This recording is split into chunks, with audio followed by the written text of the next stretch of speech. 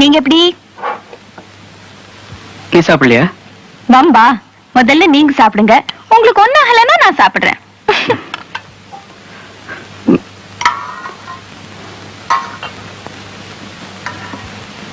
கையிடுங்க, நான் ஊட்டி விடுறேன். நான் தொட்டா நீங்க ஒண்ணும் கருகி போயிட மாட்டீங்க. எனக்கு ஒண்ணும் ஆகாது. உனக்கு தான் கம்பளி பூச்சி வர்ற மாதிரி இருக்கும்.